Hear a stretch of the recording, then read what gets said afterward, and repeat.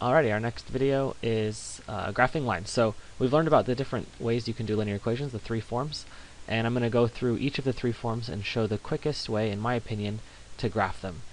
So let's start with slope-intercept form. So if you start with an equation in slope-intercept form, it'll look like y equals mx plus b. So remember the b is the y-intercept, and the y-intercept is where you cross the y-axis. So the easiest place to start is looking at this b value, and then go on the y-axis, and then plot that point. So for example, if we have y equals 2x minus 4, the minus 4 is the b value, so you would go down here, down 4, and you'd plot that point, and you should label it negative 4. Then you look at the slope, the m value, and the slope is positive 2. So remember, m equals rise over run. So if we have a 2 there, that's like a 2 and a 1. So that means rise is 2, up 2, run is 1 over 1. So we go from this point, up 2 over 1, plot that point, up 2 over 1, plot that point, up 2 over 1, and you can keep going up 2 over 1, up 2 over 1 forever, and you'll get a nice straight line with a constant slope. And likewise, the opposite of up 2 forward 1 would be down 2 backward 1. So you can use that to get the rest of the points on the other side of the axis if you need to. Okay? So that's our line. Let's draw one more in maybe a different color as a second example here. In color, I don't know,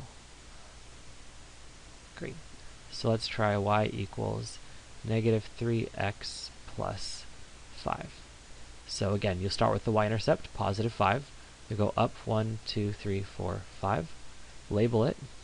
Then you look at the slope, negative 3. So because the slope is negative, that means we're going down. So negative 3, you could think of it as negative 3 over 1 if you want. So down 3 over 1, down 3 over 1, down 3 over 1, and down 3 over 1. And you technically only need to do the first two dots to get a straight line. But if you're off by a little bit, the line will start to get worse and worse as you go. So it's best to go all the way to the edge of your graph. It doesn't take very long, and it will help ensure that you're nice and accurate and that you have a good straight line through all those points. And you could always put arrows at the end of your line. Okay, so graphing slope-intercept, start with the slope and then follow the intercept. Or sorry, I messed that up. Start with the intercept and follow the slope. Alright, second possibility is point-slope. Point-slope is going to be very similar to slope-intercept. Instead of starting on the y-intercept, you start with a known point. So you have the formula y minus y1 equals m times x minus x1, which means you know whatever this point is, x1, y1. Okay, so you know where that point is, and you know what the slope is. So you can start by plotting this point. Instead of being on the axis, it could be anywhere. But once you've plotted that point, you can follow the slope the same way we did before. So let's look at an example. Y minus 3 equals negative 2, x plus 1. Okay, so what is our point? The first thing we need to do is identify our point. Remember, the minus sign in the formula means we take the opposite of whatever the number is. So here we have a negative 1, comma, here we have a positive 3.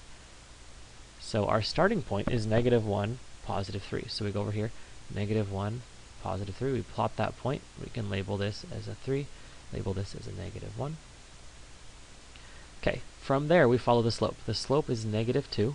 So from here we're going to follow the slope, which is negative 2. So down 2 over 1, next point. Down 2 over 1, down 2 over 1, down 2 over 1, down 2 over 1, keep going. And then the opposite of that in the other direction would be up 2 backwards 1, up 2 backwards 1. And you notice that the pattern stays the same. So it should be a nice straight line through all of those points when you're finished. Okay, so the idea is first figure out what that point is given to you by the y1 and x1, and then follow the slope.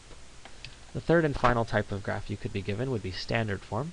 So remember standard form, let me go back to the red color.